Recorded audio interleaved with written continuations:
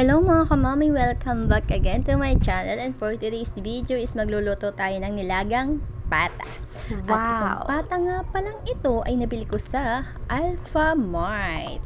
At ayan, nilagyan ko na nga pala siya ng water, mga kamami. At syempre, lalagyan na din natin siya ng mga pampalasa ng sibuyas, asin at paminta.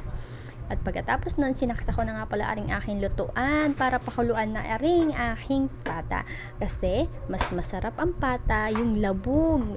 Yung natatanggal na yung laman niya doon sa buto. At ito, hinugasan ko na nga rin pala yung pechay bagyo. Hinugasan ko tong mabuti. Inisa-isa ko talaga yan. Kasi natatakot ako ba mamaya may mapasama na namang di bale. Masustansya naman yung kaso nga lang pag nakita mo siyang naluto, nakadiri na. At ayan nga, tinalipan ko na nga rin pala aring aking patata. Isang patata nga lang palang nilahok ko dito, at habang tatalip ako napagod talaga ako. Charot lang yan. At ayan nga, ginayat-gayat ko lang siya ng maliit niyan para medyo madami. At naisipan kong parang santol to. Ay, mali pala, hindi pala santol. At ganyan ko na, parang santol. Syunga talaga. Oy! At ayun nga, ginayat-gayat ko na siya ng maliit para medyo madami-dami siyang tingnan doon sa nilaga. O diba? Parang sosyal. Parang kunwari maraming patata. O, ayan nga. Ito na yung finished product. Finish product daw. Yan nga. Yan na yung mga lahok niya. Yung simpleng lahok lang niya. At syempre, tinignan ko na rin pa aking pat at mukha naman talagang labog na. O, diba natanggal na yung taba dun sa karne. At kaya inilagay ko na din yung patata. At syempre, sinunod ko na rin itong pechay bagyo. At ito yung pinaka-favorite ko. Mas gusto ko itong ilawak sa nilaga kumpara sa pechay. Yes. At syempre, wag nating lalabugin yung gulay. Ihahap ko lang nga pala natin itong ating pechay bagyo.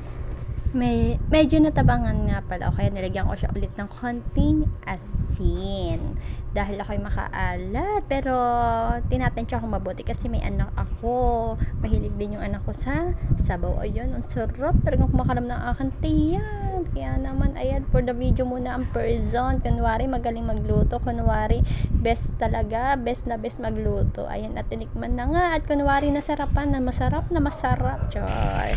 At ayan,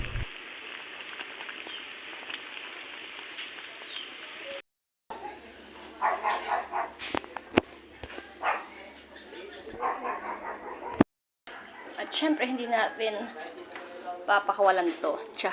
Syempre titikman din natin ating luto. At binigyan ko nga din pala doon sa kabila kita nanay para matikman nila yung luto ko. Cheers! Ganda ng sarap. Pero hindi, ito yung nagluluto talaga ako, nagbibigay talaga ako sa kanila. Baby Shopee.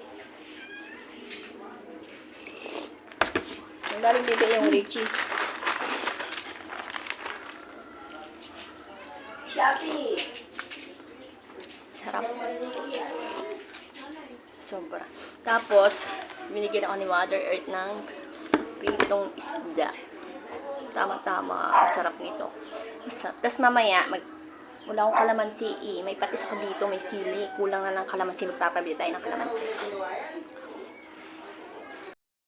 At thank you sa support ng binibigay nyo sa panonood ng aking mga munting video, at hayaan nyo. Sisipagan ko pa lalo mag-upload. Basta ba may luluto yung ulam. Hindi, gusto ko talagang, hindi ko alam noon pa man, mahilig ako magluto, pero hindi ako marunong kung paano. Pero habang tumatagal, pag pinag-aaralan mo siya, natutunan mo. Let's go! Kakain na tayo. Thank you for watching, guys!